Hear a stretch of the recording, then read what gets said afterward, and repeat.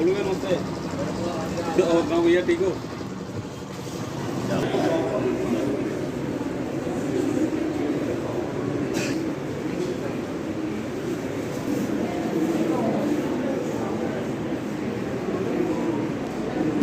Mr. Raghunath Singh Vartu, Vice Chairman of District Development Council, and Ms. Apu Salatia, Advocate. I would also like to welcome the teachers and students of Government Middle School Katwa and our avid readers of the Katwa District Library for taking out their time from their busy schedules and being here. I would also like to welcome Devin sir, the poet, who always makes sure to come and accompany us. On the occasion of International Literacy Day, we are all gathered here. So, today's event will take part in two respects. The first event that we have is for the young students of Government Middle School, and I would like to invite Chahat.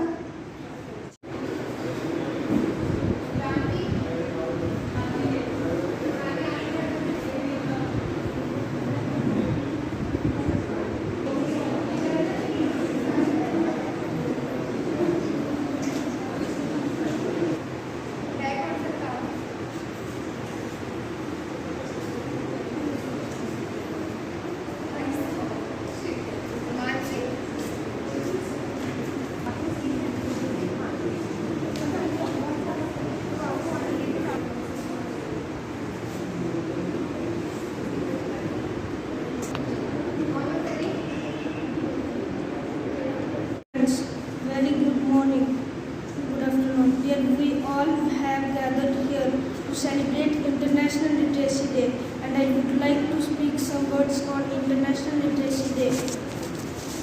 On 8th September, the world celebrates International Literacy Day every year.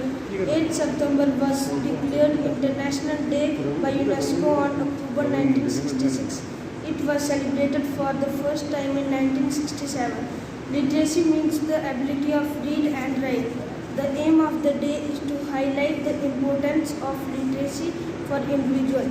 The day is an occasion to give hope to people who are illiterate. This day makes people aware to the importance of education. Lastly, we can take a pledge on this literacy day.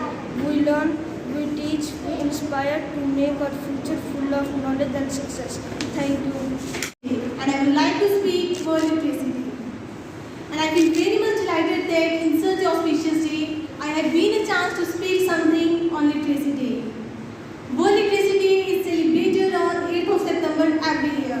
It marks the international celebration and awareness campaign on literacy. In 1964, this day was declared as a holiday by the United Nations Educational, Scientific and Organization. UNESCO decided to celebrate this day was the goal to remove various social problems like poverty, gender inequality, uncontrollable population growth, etc. Literacy is a human right, a tool of empowerment and variance. There are good reasons why literacy is at the core of various social problems. And my dear friends, good afternoon. मैं आपके सामने शिक्षक दिवस के बारे में कुछ बोलना चाहता हूँ। हजारों फूल चाहिए एक माला बनाने के लिए, हजारों रंग चाहिए एक रंगोली बनाने के लिए, हजारों दिए चाहिए एक आरती सजाने के लिए, और एक सच्चा शिक्षक अकेला काफी है बच्चों की जिंदगी को सुभर बनाने के लिए। भारतीय संस्कृति में शिक्षक को ऐसे प्रकाश के स्रोत के रूप में माना गया है जो सही मार्ग पर चलना सिखाता है, इसलिए उसका स्थान सर्वोपरि है। शिक्षक को साक्षात परब्रह्म तक कहा गया है। चाणक्य ने कहा है शिक्षक कभी साधारण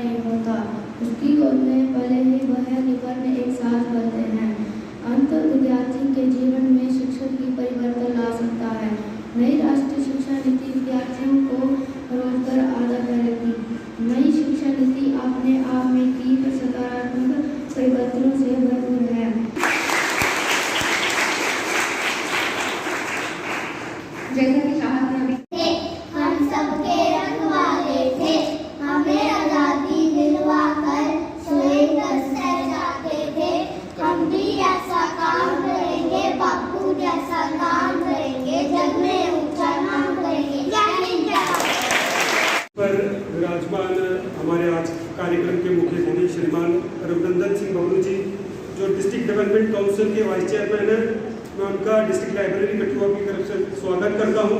उन्हीं के साथ मैडम अपू सिंह जो एडवोकेट है सुप्रीम कोर्ट ऑफ इंडिया, और डिस्ट्रिक्ट लाइब्रेरी कठुआ में जो PPIAC इंस्टीट्यूट चल रहा है उसमें एक कोचिंग देते रहे गेस्ट फैकल्टी है, मैं उनका भी डिस्ट्रिक्ट लाइब्रेरी कठुआ की तरफ से वेलकम करता हूँ।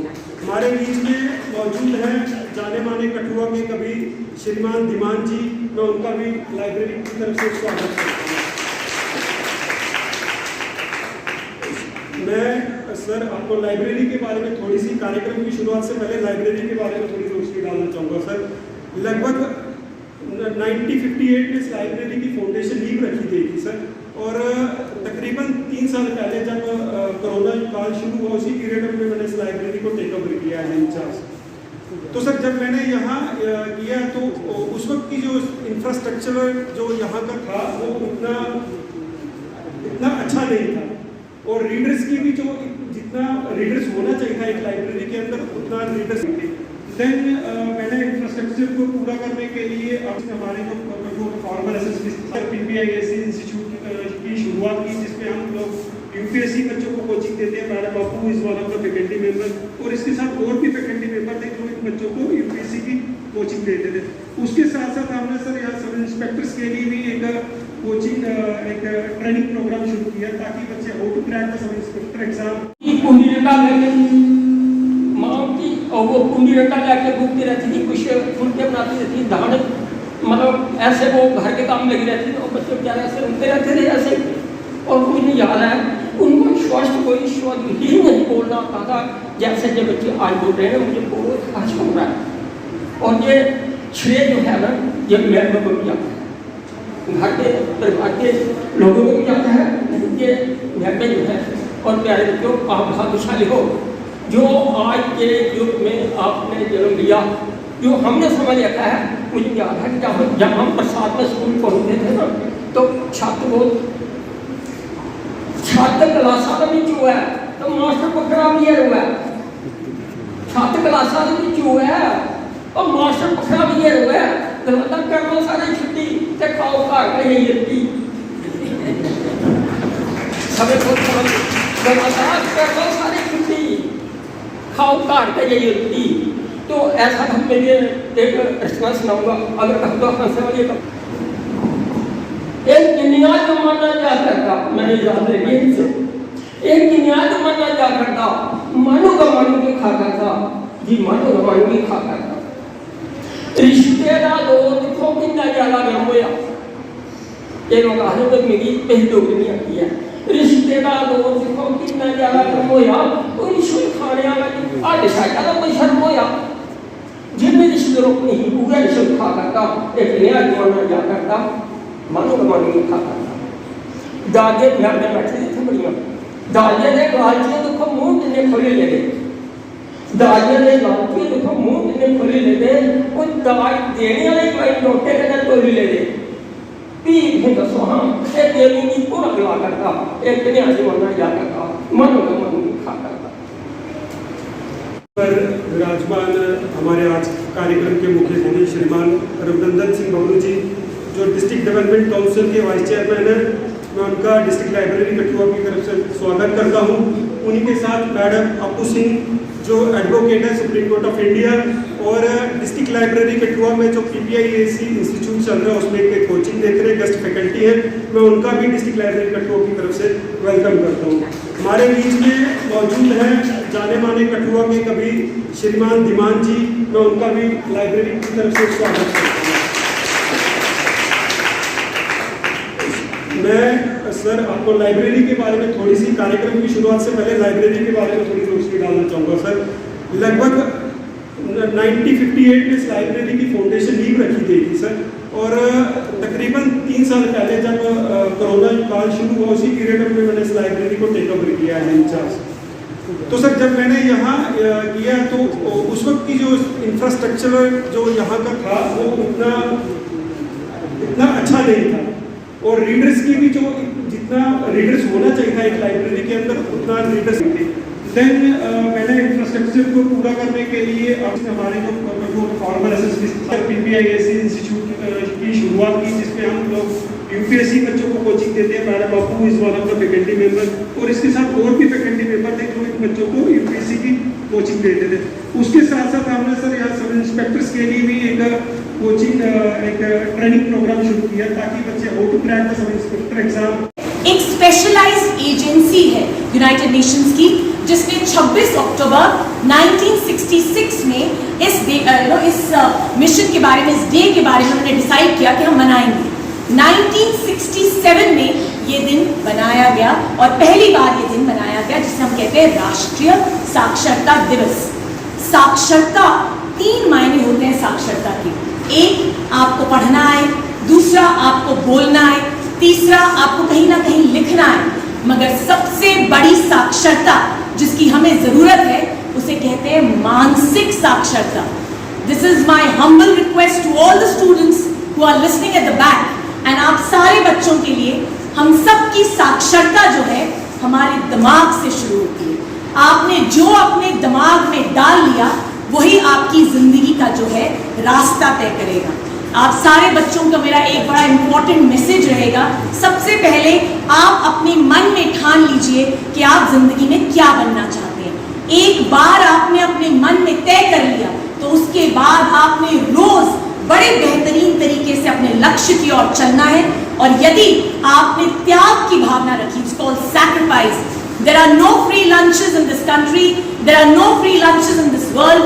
If ever you want to reach at a specific place, अगर आप कहीं पहुंचना चाहते हैं, you have to learn how to sacrifice. क्या पता कल आप अपनी बेहतरीन मेहनत से आप DDC सर की तरह इसी कुर्सी पे विराजमान हो, और मेहनत करें तो प्रशासनिक सेवाओं में जाएं, और मेहनत करेंगे तो शायद आप इंडियन पुलिस सर्विसेज में जाएं, और मेहनत करेंगे तो आप एक बेहतरीन लाइब्रेरियन बनेंगे, डॉक्टर्स बनेंगे। तो लाइब्रेरी के अंदर जहाँ हम बैठ के मना रहे हैं, जहाँ पे आई हुई हमारी, बहुत ही आपने अभी अभी सुना कि ये सुप्रीम कोर्ट में एडवोकेट है अबू सिंह जी, बहुत बड़ी बात है। इन्होंने कहा कि 19 साल की उम्र में मैं सुप्रीम कोर्ट तक गई, वो वजह थी पढ़ाई। पढ़ाई में सबसे बड़ा हथियार है पढ़ाई। बड़ी अच्छी बात कही इन्होंने। मैंने कुछ बातें सीखी से जो बोल रही थी, यहाँ पे जो हमारे लाइब्रेरी के इंचार्ज हैं, जो आज के जिन्होंने ऑर्गेनाइज किया, सुनील शर्मा जी और हमारे दीवान जी कभी और यहाँ बैठे हुई हैं, और जितने भी आए हुए हमारे यहाँ स्टूडेंट्स हैं, बच्चे हैं, और जो स्टूडेंट्स को लेके टीचर्स आए हैं, मैं इनका भी खास तौर पर धन्यवाद करता हूँ कि ये गवर्नमेंट के स्कूल के टीचर है ना, और गवर्नमेंट स्कूल के बच्चे। हम कहते हैं कि प्राइवेट स्कूलों में बच्चों को डालें, बच्चों को, लेकिन इन बच्चों को देख के जो आज जन प्रस्तुति पेश की जिस तरीके से, तो मैंने देखा कि इनमें भी बहुत टैलेंट है, और इतना अच्छा इन्होंने यहाँ जो भी अपना आइटम्स पेश की, बहुत ही अच्छी और सूझबूझ के साथ कि ये भी बच्चे प्राइवेट स्कूलों में से कम नहीं। सबसे जो आज का दिन पढ़ाई, पढ़ाई बहुत ही जरूरी है। आप पढ़ोगे तो आपके समाज में बहुत ही इज्जत होगी। हमारे यहाँ बड़े बड़े पैसे वाले लोग हैं, बड़े बड़े व्यापारी हैं, बड़े बड़े कारोबार हैं, लेकिन जो पढ़े हैं, पढ़ाई करते हैं, उनका नाम, उनके पास कुछ हो ना हो, लेकिन पढ़ाई ही है उसके पास, तो उसकी इज्जत समाज में सबसे ज्यादा होती है। आपने देखा होगा कि जो भी हमारे यहाँ IAS करके, IPS करके, KS करके जो बच्चे स्टूडेंट्स अफसर बनते हैं, तो बड़े बड़े लोग, बड़े बड़े बिजनेसमैन, बड़े बड़े पॉलिटिशियन उनके पास जाते हैं और उनसे निवेदन करते हैं।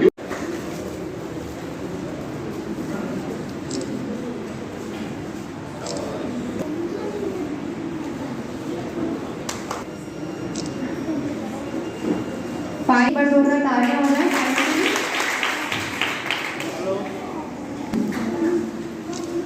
सैफ अली,